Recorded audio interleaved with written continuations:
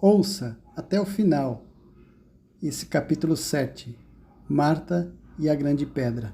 E eu tenho certeza que Deus tem algo muito especial para falar ao teu coração. Então vamos lá. A quarta noite. Simão chegou cedo, conforme prometido. Estava bem preocupado com as suas amigas. Estavam fazendo a primeira refeição, quando alguém veio anunciar que Jesus estava próximo à vila. Marta deixou tudo e saiu apressadamente, sendo seguida por Simão. Maria resolveu ficar e arrumar tudo, e logo depois entrou em seu quarto tranquilamente. Pegou uma caixinha que estava em seu armário. Enquanto segurava firmemente a pequena caixa, observou da janela o contorno do jardim do Getsêmani, lugar onde Jesus sempre orava. Marta e Simão e muitos amigos que souberam que Jesus estava chegando à vila os acompanharam. A primeira coisa que Marta falou para Jesus assim que o abraçou foi: Senhor, se tu estivesses aqui, meu irmão não teria morrido. Mas ainda agora sei que tudo o que pedires a Deus, Ele te concederá. João, capítulo 11, verso 21 e 22. Todos se ajuntaram e fizeram um grande círculo, ficando Jesus e Marta no centro de todas as atenções. Ninguém ousaria duvidar do amor de Jesus por seu amigo e suas irmãs, mas ninguém tinha fé suficiente que algo pudesse ser feito pelo Nazareno. Marta afirmou algo que talvez ninguém tenha percebido.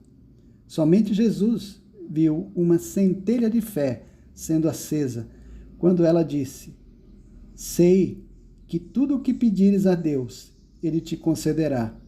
Então Jesus falou a Marta: Teu irmão ressurgirá. João 11, 23. Neste momento, Marta se deparou com a grande pedra e com o som do fechamento do sepulcro que ela havia autorizado 4 dias atrás. Procurou em seu ser o que mais necessitava naquele momento: força para remover aquela pedra. Essa pedra impedia de acreditar que a ressurreição anunciada por Jesus era para aquele dia. Então, recorreu ao mais sublime do conhecimento de teologia que tinha aprendido com seu irmão. Porém, só enxergou a grande pedra e respondeu a Jesus demonstrando que tinha conhecimento das Escrituras Sagradas. Eu sei que ressurgirá na ressurreição do último dia. João 11, 24. Jesus percebeu a luta desesperada de Marta para agarrar a fé.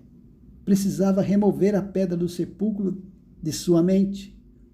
Jesus sabia que uma ajuda à sua fé agora seria bem-vinda. E então se colocou entre Marta e a pedra. Anunciou a mais poderosa verdade e o antídoto para a maldição da morte.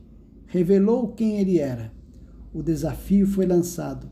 E então ele disse: Eu sou a ressurreição e a vida. Quem crê em mim, ainda que esteja morto, viverá. E todo aquele que vive e crê em mim nunca morrerá. Crês isto? João 11, verso 25 e 26.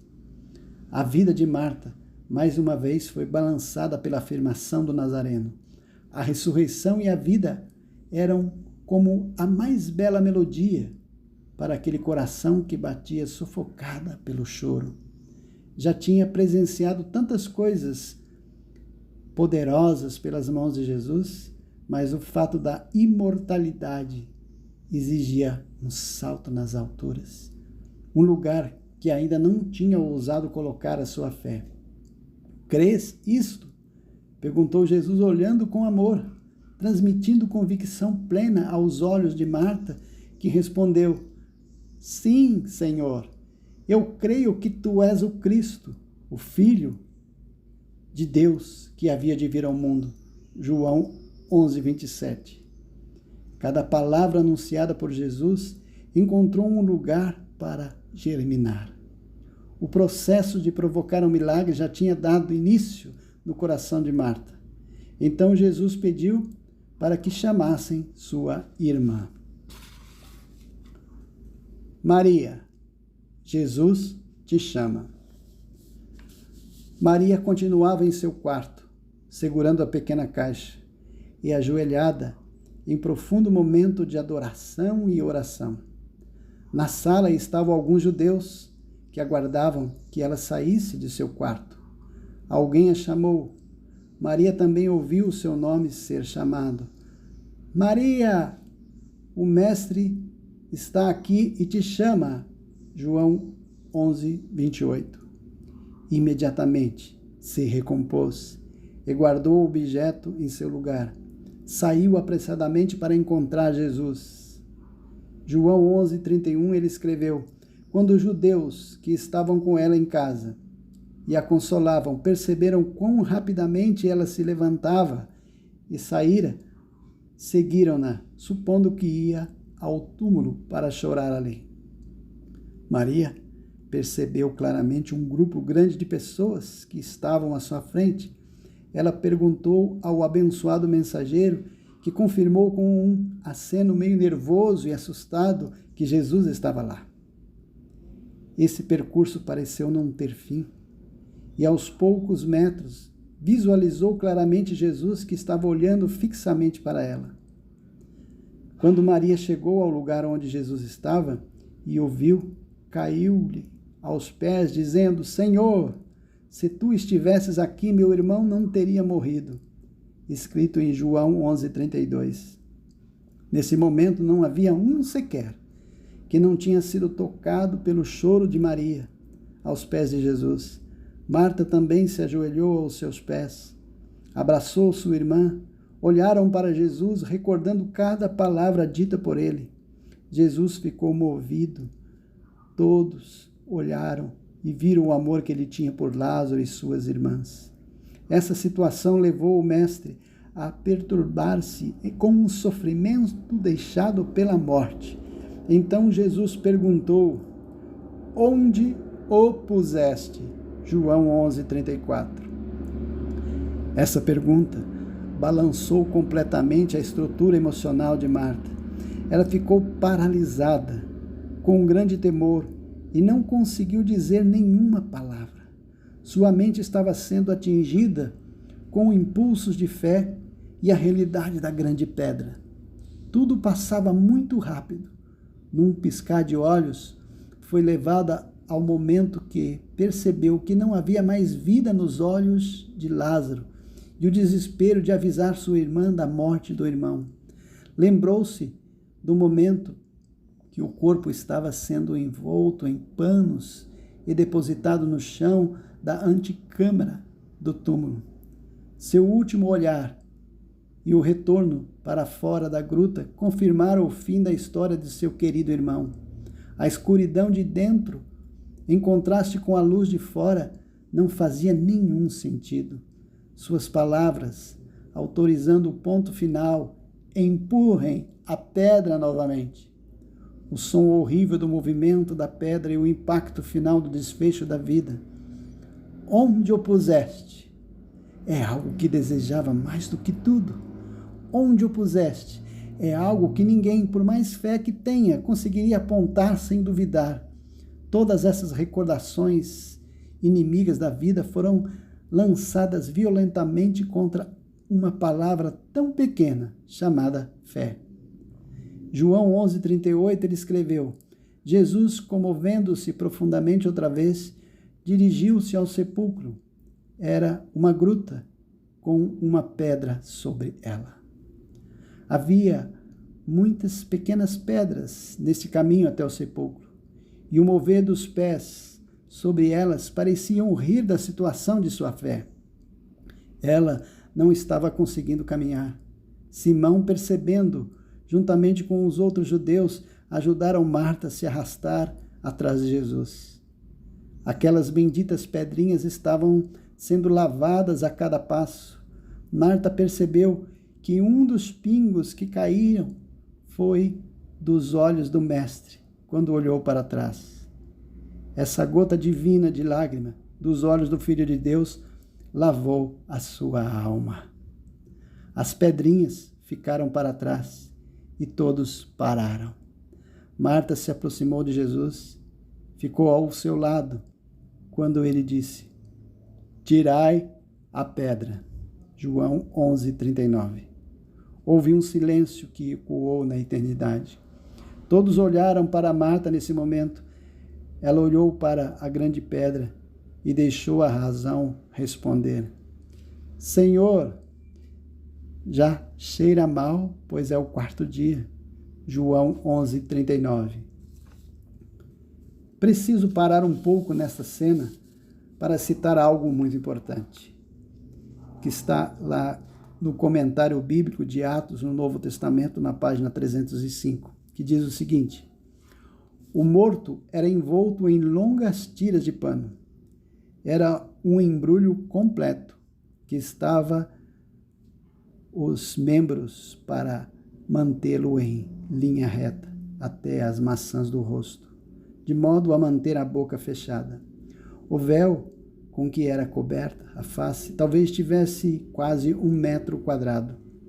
Os homens não podiam embrulhar o cadáver de uma mulher, mas as mulheres podiam embrulhar tanto o cadáver de um homem como o de uma mulher, de sorte que é possível que o cadáver de Lázaro tenha sido embrulhado por suas irmãs. Marta respondeu a Jesus, não para desencorajá-lo, nem para mostrar ao mestre que aquela situação não tinha mais solução. O corpo de seu irmão já estava em decomposição. Até aquele momento era o ponto final colocado sobre a sua fé. Agora continuou confrontada por um inimigo cruel, que intencionava colocar em sua mente razões suficientes para mostrar que já se tinham passado 4 dias. 4 dias. 4 dias. A dúvida pressionava a sua fé contra a pedra. Jesus conhece o interior e cada lugar onde a persuasiva dúvida tenta alojar.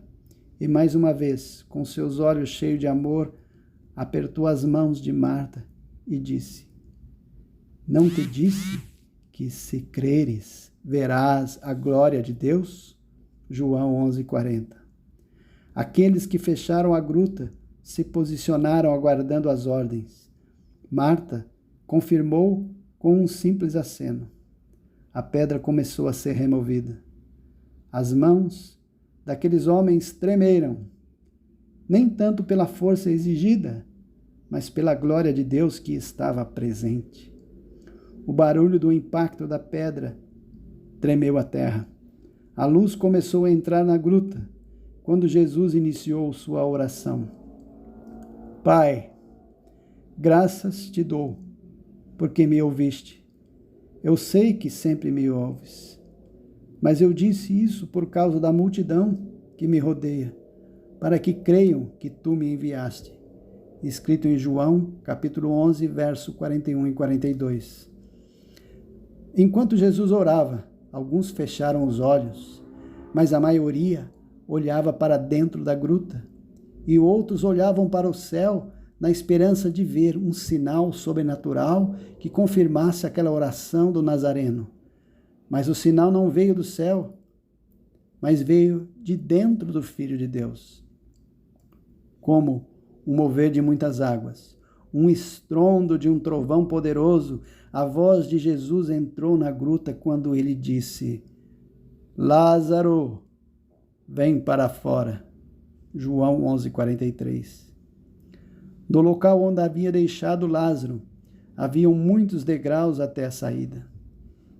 Esse foi o primeiro obstáculo para alguém que estava enfaixado completamente. Um comentário bíblico, ainda na página 305 do Novo Testamento, diz: a rigidez desse embrulho teria tornado bastante difícil para uma pessoa viva o deslocamento das pernas. Isso sem falar no fato de que se tratava de uma pessoa morta a caminhar para fora do túmulo. Essa dificuldade sublinha ainda mais a natureza milagrosa deste acontecimento. Depois que Jesus chamou o seu amigo de volta, não restou outra opção a não ser esperar. Ninguém pensou nas faixas que enrolavam o corpo e nem como ele poderia se locomover até a saída.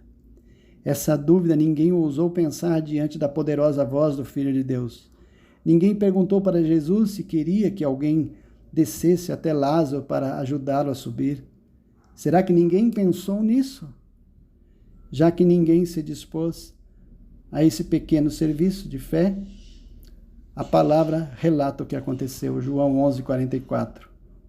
O morto saiu, tendo as mãos e os pés enfaixados, e o rosto envolto no lenço. Gritos de pavor, tremor e espanto de pessoas que olharam a entrada da gruta poderiam ser ouvidos a quilômetros. Os mais amedrontados já estavam a outros tantos quilômetros dali, embalados pelo respirar ofegante.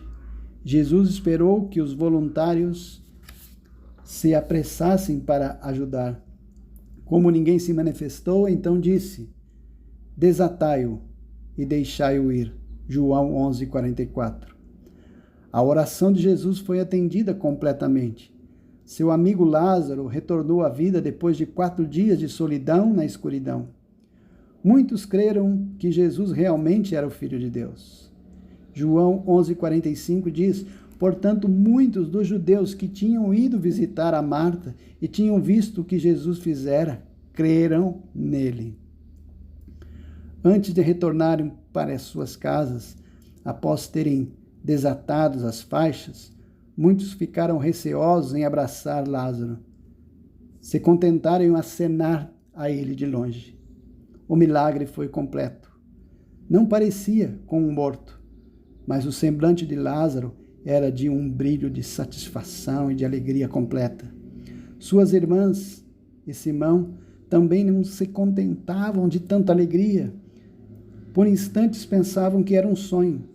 Simão, então, ofereceu um jantar especial em sua casa para comemorar essa bênção. Marta sugeriu que fosse melhor em sua casa, mas acabou cedendo ao convite do amigo e assim ficou acertado, para a alegria de todos. Não percam o próximo capítulo, capítulo 8. Uma casa, um perfume, uma profecia. Até lá. Deus abençoe a todos.